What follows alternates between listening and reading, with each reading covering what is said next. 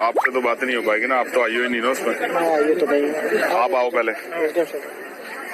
मैं भी 27 को ज्वाइन किया हूँ। आपने ज्वाइन किया, मगर अब तो आप चार्ज पे ना, आप ही मैं चार्ज पे हूँ, मैं परमानेंट हूँ। इसमें इनको 3 योजना का लाभ दिलवाया जाए। स्टॉप। एक तो SC/ST का आगे आ जाएगा शाम को कल बजट आया। अच्छा, तो 4,12,500। मुझसे थोड़ा पीछे को हो जा। देख लीजिए ये एक सेकंड। आप कब आए को यहाँ? मैं 27 को। आप 27 में आए। 27 को। फिर भी 7 दिन के अंदर वो पैसा जमा कराना होता है, आपको पता है? हाँ, ये तो उसमें रूल में है। मैं आपके खिलाफ SC/ST एक्ट का मुकदमा करा सकता हूँ, आपको पता है?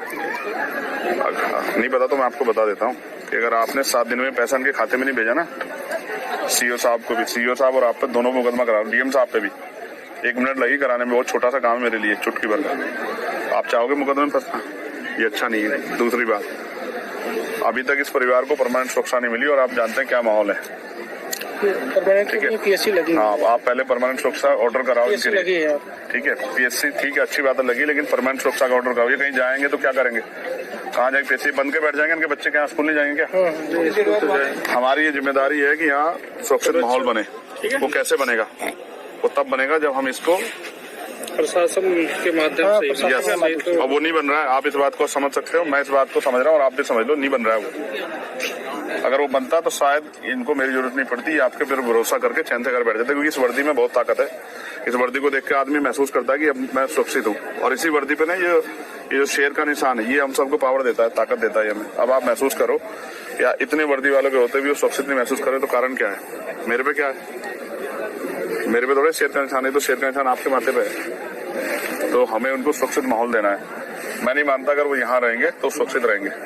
तो SC/ST एक्ट में प्रावधान है कि हम उनको यहाँ से, जबकि होना तो चाहिए, एक्ट में तो ये कहता है कि अगर परिवार सुरक्षित है तो चाहे पूरा गांव बदलना पड़े, पूरे गांव को वहां से पलायन कराना पड़े, ये कहता है एक्ट तो।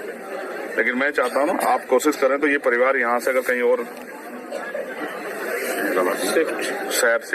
शहराबाद में शिफ्ट हो जाए तो ये अपना जीवन जी सकते हैं। घटना होगी, मैं उससे नहीं कह रहा हूँ, उस पर बार बार चर्चा नहीं करना चाहता हूँ, लेकिन अब हमें ये साबित करना है कि हमारे यहाँ कानून व्यवस्था अच्छी है और हमारे यहाँ हर आदमी अपनी ड्यूटी कर रहा है।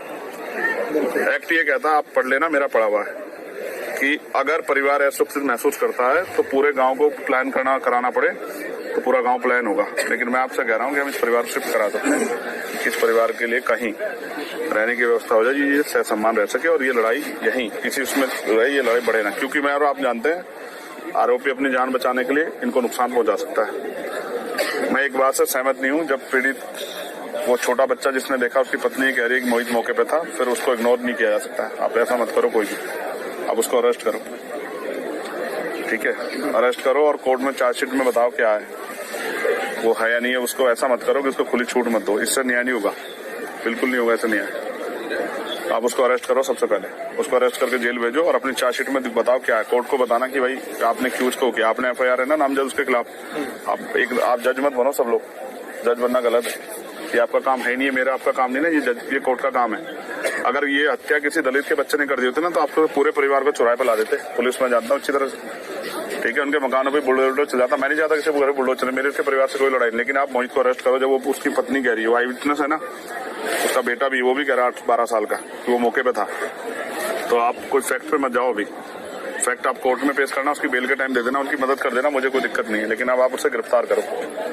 और अगर आप ये सोचते हो कि भाई गिरफ्तार नहीं करेंगे तो फिर मुझसे कोई उम्मीद मत करो। बिल्कुल, मैंने तो कह दिया कि हम 8-10 दिन बाद एक बड़ा प्रोटेस्ट करेंगे और अनिश्चितकालीन करेंगे। बिल्कुल मुझे कोई वो नहीं है, मेरे पास कोई ऐसा मेरी नौकरी नहीं है ना, मैं कोई ऐसा, मैं सदन में मेरे बगैर नहीं चलेगा। मैं नहीं जा रहा हूँ कहीं भी, मैं तो आ जाऊंगा। आप तय कर लो अपने, उससे मैंने आपको बता दिया 2 चीजें। एक, आप लाइसेंस की व्यवस्था कराओगे उनको, आप लाइसेंस उनका बनवाओगे, ये दोनों बच्चों का, ये इनका राइट है।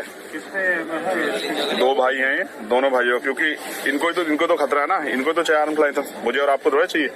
जिसको खतरा उसी को जरूरत है ना भाई। आर्म लाइसेंस किस लिए?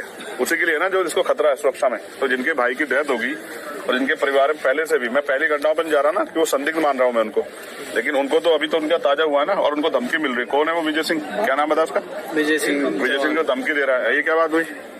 क्यों शर्मा जी, ऐसे धमकी मिलेगी तो फिर पुलिस का क्या फायदा? उसको कहो ना धमकीबाज को, हैसियत में रहना। क्या हो गया कि मर गए लोग इस देश में? क्या नाम है उसका? विजय सिंह। वो पहले भी कई बार जेल वेल गया, ये उसकी बेल कराता तो जेल गया। अच्छा। ऐसा मत सोचो ना, ये ऐसा माहौल मत बनने दो ना, आपकी वर्दी पर साख पे बात आ जाए, ऐसा क्या होगा? आपके लिए भी जाति में मायने रखती है? मुझे तो नहीं लगता मायने रखती है, बिल्कुल नहीं रखनी चाहिए। जब आपने वर्दी पहन ली और आप उस कुर्सी बैठ गए तो कोई जाति नहीं हो सकती है। कोई जात नहीं है। तो इसलिए आपसे कह रहा हूँ, एक तो उसको विजय को समझाओ कि अपनी हैसियत में रहे, उससे बाहर ना जाए। अगर वैसा मन हो तो फिर ये खराब हो जाएगा और हम किससे कमजोर नहीं, ये बात अच्छी तरह समझ लें। और हमने कई बार राजीव हमारे यहाँ रह गए, वो जानते हैं। हम उसमें पढ़ना नहीं चाहते, बिल्कुल कह रहा हूँ, बिल्कुल। लेकिन अगर बच्चों पे आंच आ गई ना तो मुझसे नहीं बुरा होगा कोई, ये बात आप सोच लेना। नहीं। अगर आप किसी ने मुझे बताया ना, मैं इनसे मैंने दिया नंबर, इनको टच में रहूंगा। अगर इन्होंने कहा धमकी वो दे रहा है तो फिर मैं यहीं आके बैठ जाऊंगा। निश्चिंत रहिए, मैं नहीं जाऊंगा, मेरा घर है।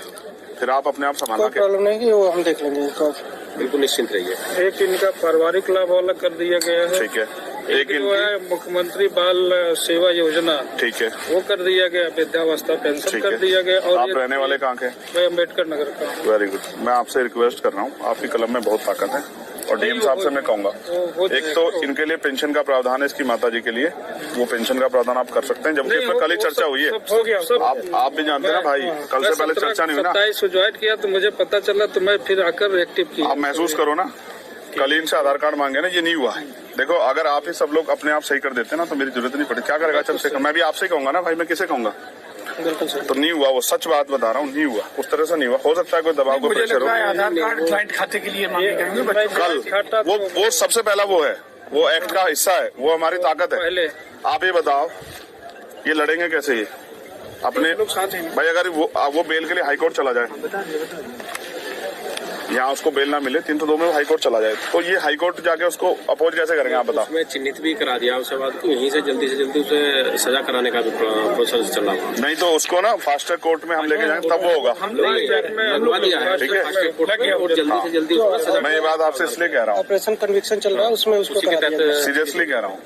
जब मुख्यमंत्री इस बात करते हैं हमें बड़ी खुशी होती है कि भाई ये न्यायप्रिय प्रदेश बन गया, कानून व्यवस्था अच्छी।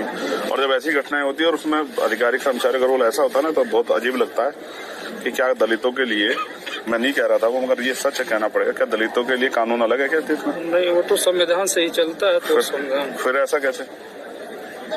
मैं तो देखता हूँ ना सब चीजों को, मेरे पास सारी घटनाएं आती है, मैं जाता नहीं हूँ। मैं इसलिए नहीं जाता कि इसका परमानेंट सोल्यूशन ढूंढ रहा हूँ मैं, इसका परमानेंट सोल्यूशन जाना नहीं है। तो मैंने आपसे मांग रखी, एक, मैं ये नहीं कह रहा हूँ कि आप खेती के लिए पट्टा दें, जबकि वो प्रावधान में, क्योंकि इनके पास जमीन है, मैंने उनसे पूछा, तो मैं उसके लिए नहीं कह रहा हूँ। मैं आपसे कह रहा हूँ, एक, इनके लिए आर्म्स लाइसेंस। दूसरा, अगर हम इनको यहाँ से शिफ्ट करा दें, ये एक्ट का पार्ट है और अब आप पे बजट भी आप इस कर सकते हैं, ठीक है। दो, तीसरा, एक सुरक्षित माहौल उनके लिए, सुरक्षा व्यवस्था, क्योंकि बच्चे छोटे स्कूल जाए, उन पर क्या गहरा असर पड़ रहा होगा, उनका स्कूल बंद हो गया।